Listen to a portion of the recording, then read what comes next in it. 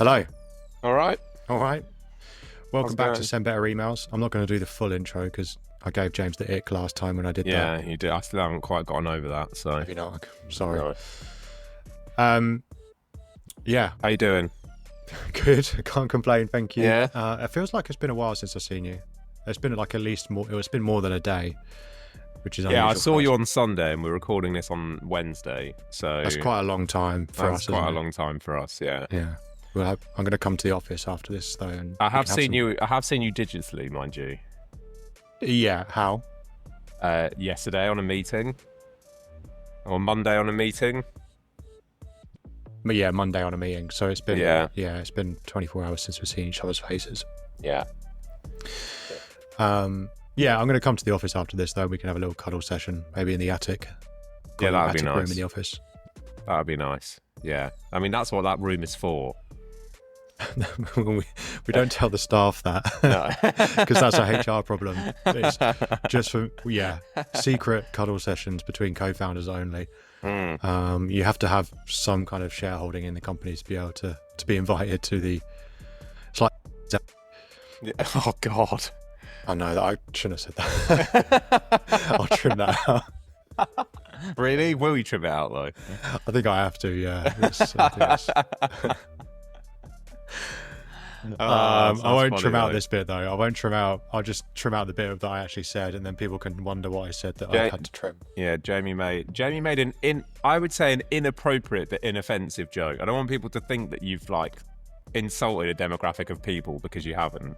No, yeah, it's just not. It's not LinkedIn appropriate. It's not. It's very topical, but yeah. Anyway. Yeah. It's just for Anyway, let's leave it at that. I've trimmed it out. This aftermath will stay in. You should bleep. You should bleep it like a swear word. If you can. Okay. If you have those editing skills. Well, I don't know if you do. But. We're stretching the capability of my editing skills to be able to do that. Maybe some white noise might be nice. Yeah. I really need. Yeah. Anyway, should we dive in? Should we move on? Yeah. Let's quick before you say something else. Quick before I say something else that might get people's backs up.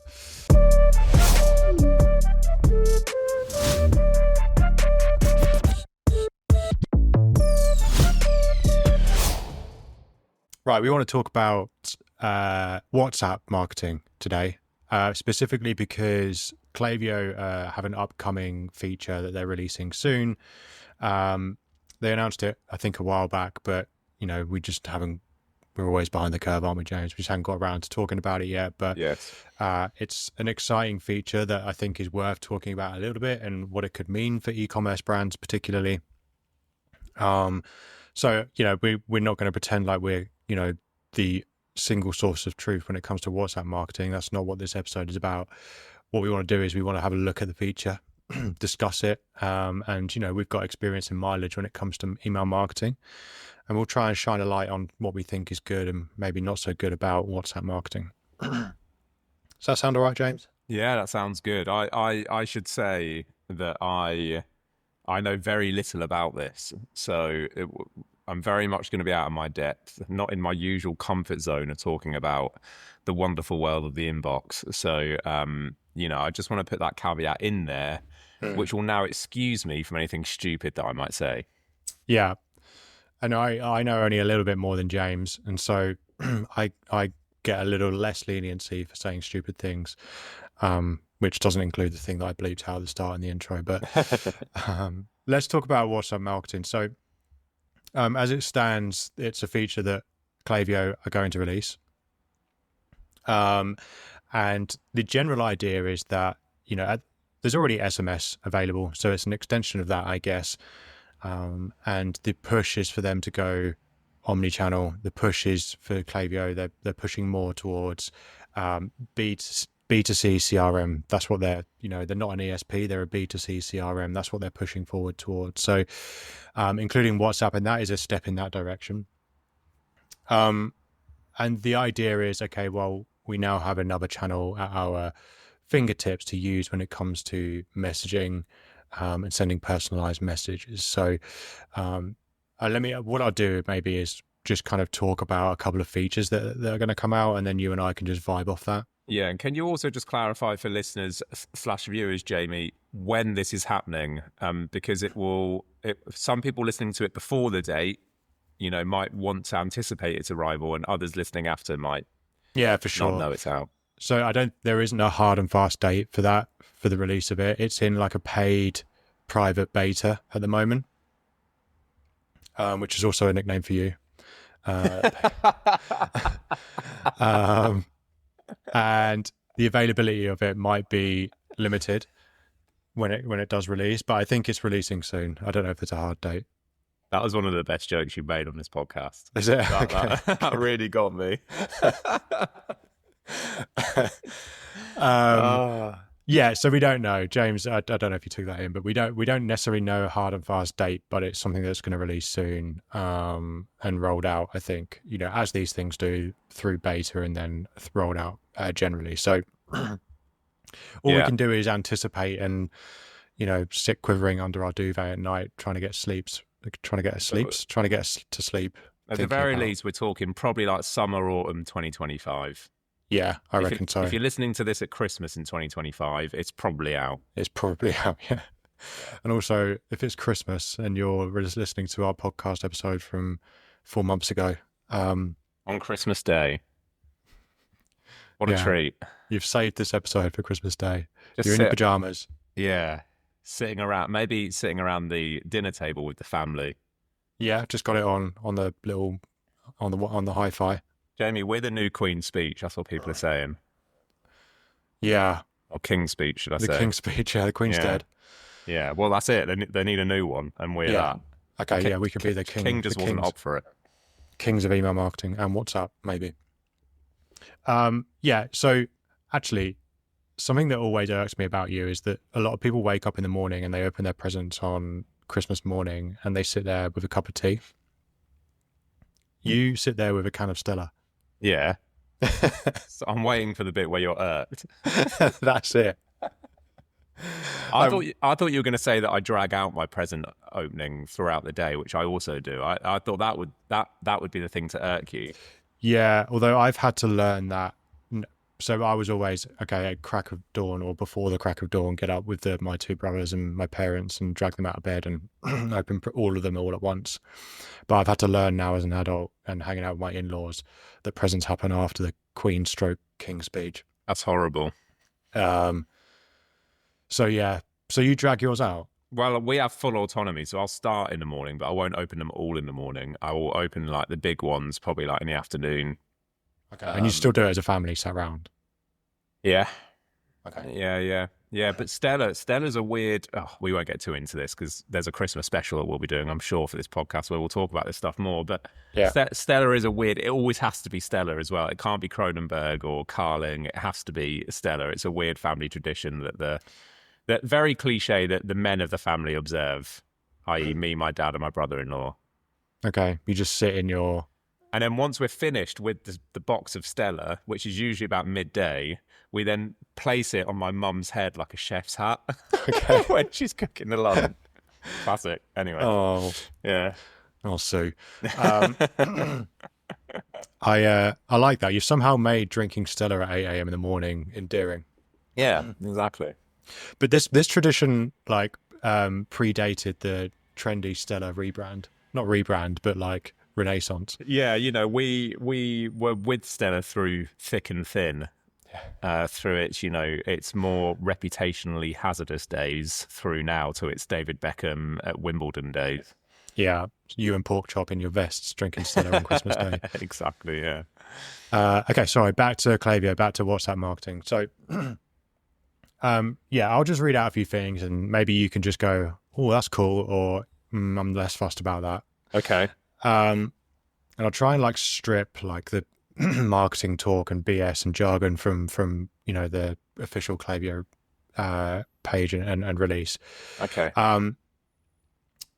One thing that's come up here is forms in the WhatsApp chat.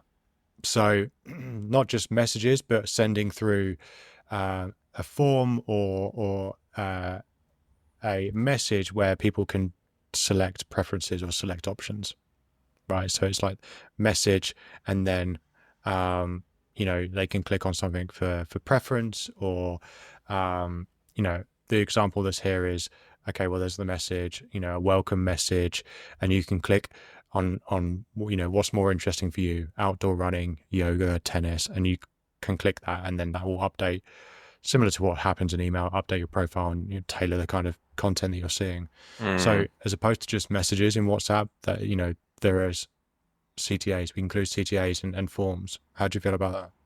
I mean, I think just as a general rule, it's going to be hard to get particularly excited about any of this stuff, Jamie. So just just giving you a heads up. I think the reason for that is that, you know, WhatsApp, for most people, I would assume, is a marketing free zone, and they want to keep it that way, including myself, right? So I feel like with the inbox, email marketing and email in general have kind of grown in popularity hand in hand.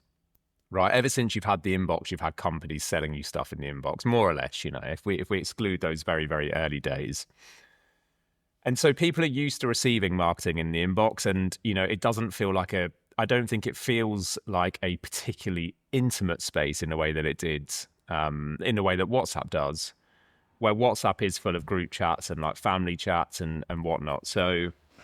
That is where I think the inbox is more and more becoming somewhere where people go to do stuff they need to do, and WhatsApp is where people go to do stuff they want to do.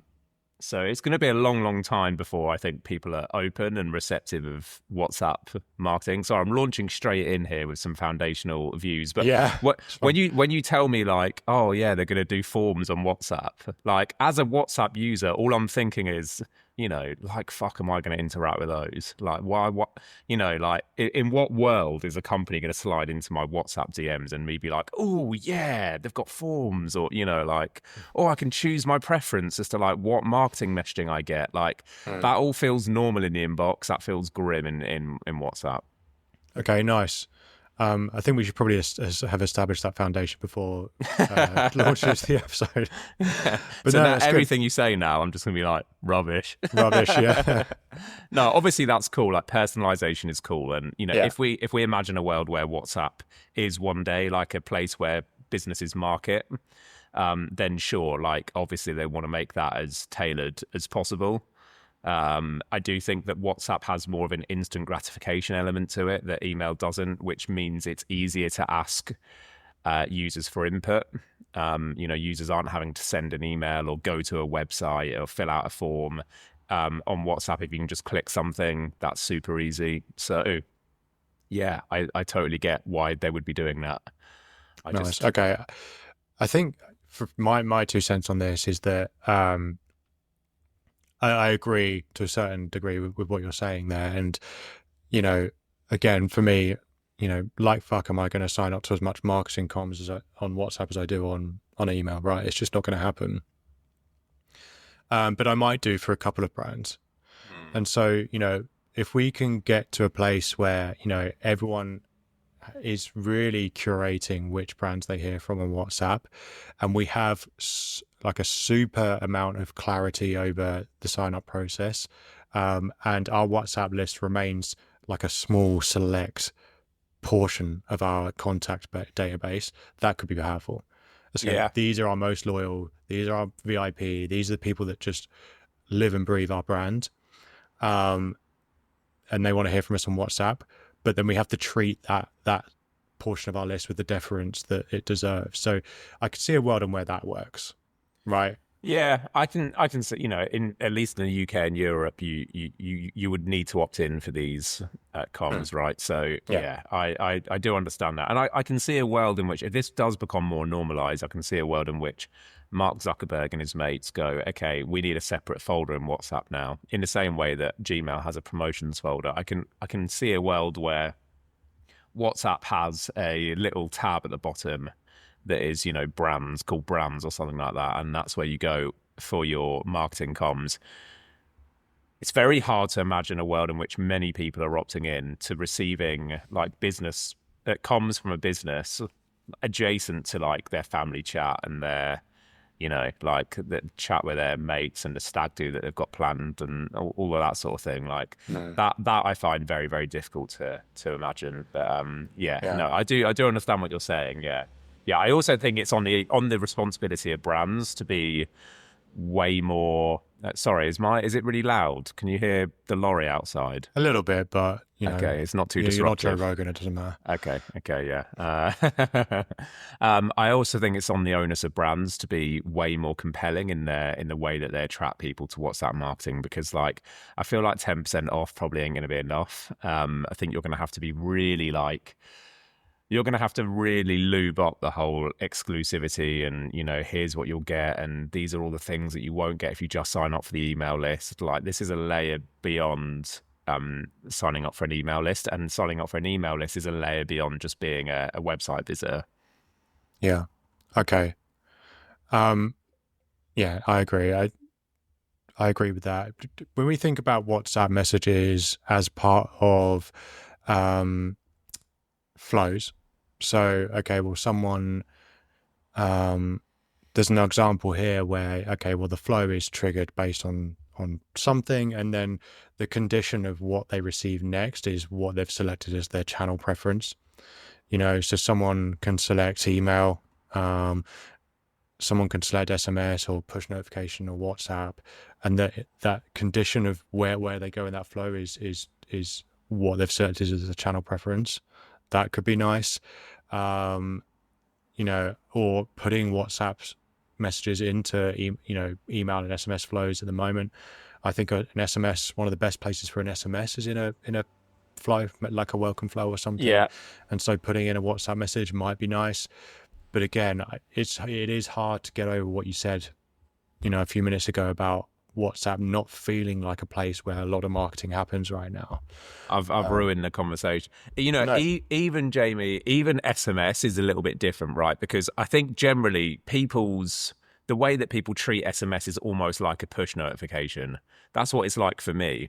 I have WhatsApp, which is where my conversations are, and generally stuff that goes to SMS is like a reminder for a table that I've booked, or some sort of marketing message, or like maybe I'm like contacting the builder with it or something like that. Like, WhatsApp is like this sort of sanctuary of conversation only.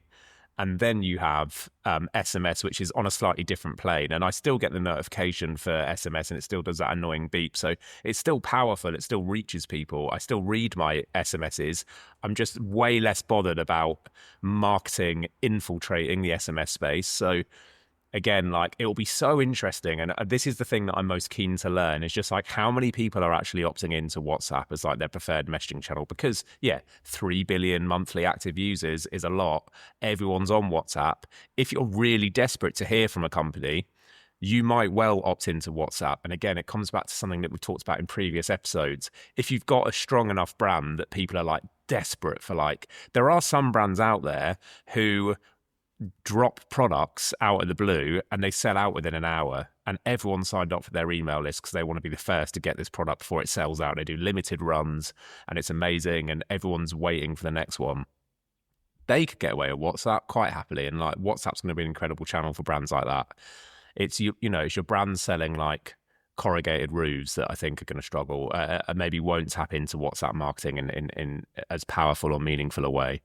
Yeah. I think there is definitely, the more I think about this, there are compelling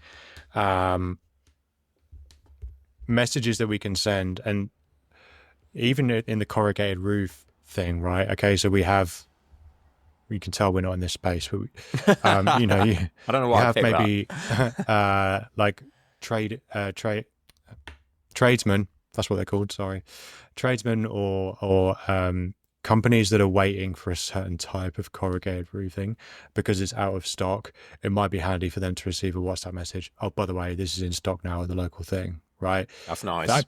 That could be cool. Yeah. My wife was obsessed at one point. It was a good obsession from my point of view, with a small independent business based up north. I can't remember where, but they did chocolate, and they did this like chocolate bars that would have like a macaron inside, and it was like this thing where it was like, okay, well, it's like you could see this big macaron inside this chocolate bar, and or it would have a brownie inside it, and it was the most like immense chocolate. But they would release it, small business, small runs, release it, it would sell out quick, right? back then, I bet Melissa would have signed up to WhatsApp messages in a heartbeat, because she was like, okay, well, they've announced it on social. I don't even know if they did it on email. Announced it on social. I need to happen to be on Instagram at the time, or like, remembering that I need to go onto go onto their website at this time on this day. I think she'd have welcomed a WhatsApp message and said, by the way, this is live now. That could be powerful as well. So Yeah. I think we've really got to hone in on, okay, it's not just WhatsApp that's duplicating everything we send on email and just sending it on WhatsApp. It's, what can we really use this for that people are really going to appreciate? What's going to make their experience better by receiving WhatsApp messages from us? Foundationally, what we're circling around here is that no amount of privacy invasion is too much if people want to hear from you. And it just comes back down to that, doesn't it? Yeah. If your product is coveted enough that people want to hear from you when it's back in stock, or when a new one has released, or when there's suddenly a flash sale or whatever, then amazing. You're going to get people on WhatsApp, and it's going to be an incredible channel for you. Because I think more than any other channel that we have at our fingertips at the moment, it is the most instant. It is probably the most visited. I would say, whilst the inbox has more monthly active users, WhatsApp is probably used more frequently by its users. Certainly, just speaking anecdotally, I use WhatsApp a lot more than I use my inbox. I use it in my personal time, in my free time, as well as my work time, and everything like that. So yes, WhatsApp will be amazing. I just think that there aren't actually that many. If you line up all the brands using Klaviyo, there aren't actually that many that could say, okay, people desperately want my product and desperately want to hear from me enough that they're gonna welcome into their WhatsApp chat. So I think that's where it'll be really interesting to see this data around who opts into what. How many are opting into SMS? How many are just sticking to email? How many are opting into WhatsApp? I think that some businesses will be disappointed when they find that only, 3% of their audience are opting into WhatsApp. And of those, half of them did it by accident. Yeah, I agree. And I think that goes back to the strategy around it, right? So as opposed to just saying, how would you prefer to hear from us and have the options? It's like, okay, well, this is what we're going to send you by email, and this is what you could expect. This is what we're going to send you by WhatsApp, and it won't ever be anything different from this. I'm thinking we work with a brand that sells like outdoor kitchens and barbecues and pizza ovens, right? I'm trying to think in my mind, like, how could WhatsApp marketing be good for that person, for that business? And initially, I'm thinking, well, it wouldn't. There's not really much. There's not a play there, but if I think about it in another way, it's like, okay, well, we talk about storytelling, about offering value, and having a distinct brand voice when it comes to emails, right? So how about for that business, WhatsApp is about, okay, well, if you every Friday, you'll get a WhatsApp with like a barbecue recipe or something, and that's all you'll ever get. We will never sell to you in that channel. That's all you'll get. And then all of a sudden you have this list of people that are that are super interested in barbecuing, because they want a recipe every week. And it isn't then necessarily about this, what you do on WhatsApp for those people. It's what you know about them from WhatsApp that you can use in other channels. Does that make sense? So we have 5,000 people, 100 of them are signed up to WhatsApp to get these recipes. Okay, those 100 people are in a segment, and you then change our email strategy for those 100 people, because we know that they opted in for WhatsApp and are receiving recipes. So we stay true to our promise of never selling through WhatsApp, but that we know more about them from what we're doing on WhatsApp to use in other channels. Yeah, totally. And actually, I think there isn't that much difference between that and just building a WhatsApp community and inviting your audience to it and being like, yeah, by the way, this is like a one-way channel where we're just going to post recipes and, like polls, and you can be involved in blah, blah, blah. It'll also be the place where you're first to hear. I think there's a huge like branding play there where you're, if all you're promising is value and no promotion, that maybe you could build, barbecuing, to take your example, is an incredibly fervent hobby that some people like live and die by. So like they might be interested in joining like a WhatsApp community of sorts where, they are getting content about barbecuing. And that is like an amazing brand play. I just think then, like, I don't think that's what Klaviyo has designed this for, right? I don't think they've designed it to be a place where you can sort of amplify your brand and share content. And yes, obviously they'll want you to do that, but foundationally, the advantage that I'm assuming they'll be pushing is sell more, which is totally fair and will work for a That's small certainly the segment. headline. Yeah. It's about conversation marketing is the thing, but it's also it's about conversions. It's about making WhatsApp, your highest converting channel. Or that's all the messaging around it. There is a feature here where it's okay. There's conversational marketing, so you can reply and chat, Mm. which is nice. I think if you have the right amount of resources in house to do that, and and then connecting your support function with your marketing function in this WhatsApp chat function, that could be interesting. But I think we're thinking big e-commerce brands there that have the infrastructure and the resources to activate that. Yeah, and there's probably an AI play here as well, right? Where like Yeah. maybe you have virtual assistants. I could sort of imagine this becoming. Let's imagine that I have a brand on WhatsApp who I occasionally receive marketing communications from, and then one day I buy from them. The first place I'm going to go if I have a problem with my purchase is that WhatsApp channel. So I can also see a world in which these kind of devolve into customer service channels because, again, it's that instant gratification you get from WhatsApp that maybe you can't get from other channels. It's way less effort. It's a lot more native to the mobile phone user than the inbox, I think. So that's another danger, perhaps, is that, and it sounds like I'm really shitting on WhatsApp marketing, which I think could be an incredible channel for some businesses. But I also think if I was a business owner, I would be wary of it just becoming like a place that customers feel they can reach me faster, which in turn means you're going to get a lot of customer support queries going through there, which Yeah. could, very quickly pile up in terms of workload. James, are there any brands that you would sign up to WhatsApp marketing for? I think no, to be honest, no. I think not off the top of my head anyway. I do think though that there are. So if we take my fantasy football newsletter, for example, we have a WhatsApp community and we fill it with content and we never really sell to people. There is a world in which we would make a free WhatsApp community, right? We haven't done this. I don't think we ever will. But there's a world in which we say, okay, we're going to run the newsletter still, but we're also going to have this big free WhatsApp community and we're going to sell through there. And I think a lot of people would sign up to that because we would be offering them plenty of value and occasionally we would be putting sales messaging in there. And the sales messaging would be join our paid WhatsApp community because it's even better. I think there's a world in which I would sign up to a brand who was doing something really smart on WhatsApp. And I think your example that you use for the barbecue brand is perfect. Like I think if they had really committed to building a community of dedicated diehards on WhatsApp that every week or so they put in a sales message for exclusively for us, I think there's a world in which I sign up for that. Yeah, as long as I'm getting good value for the other 6 days of the week, that's probably fine by me. Yeah. So I think brands have to be smart about it and think more in terms of community than just a one-way channel where they can sell.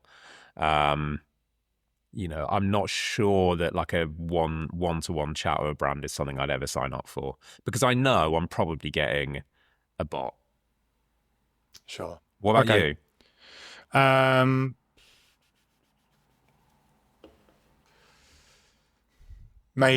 Maybe where I feel like the brand is always evolving its offering and I want to know about new stuff. Like I might sign up to Waterstones. Of all the brands. I don't know, like, I could sign up to Waterstones and I can tick the genres and the books that I've liked and build this kind of bunch of preferences. And then I get updates on new books that are coming out that match those, you might like this. I do. I think the thing that I want most in the world right now is golf clubs, right? Yeah. So if if Callaway or someone was like, look, join our WhatsApp, we're never going to message you unless we're having a sale, because Callaway never have a sale. Golf brands in general never really discount. Then maybe I'm signing up then. Maybe I'm signing up then. If I knew it was going to be very occasional. I think the big fear that a lot of people will have is I'm going to get fucking messages every day now. Yeah. And that's a grim prospect. Yeah, so I think promising frequency is one thing. Maybe if it was Golf Bidder and it's like every time a new listing comes up for a second-hand set of clubs for certain brands, you're the first to know on WhatsApp. Maybe, but again, like how often are you buying golf clubs? Not often, exactly, right? exactly. Yeah. Anyway, we're at half an hour, believe it or not. So let's not do hot take, because you shat all over the episode with a hot take right at the start. So. This whole episode was a hot take. Yeah. Especially the bit about Stella. Yes, exactly.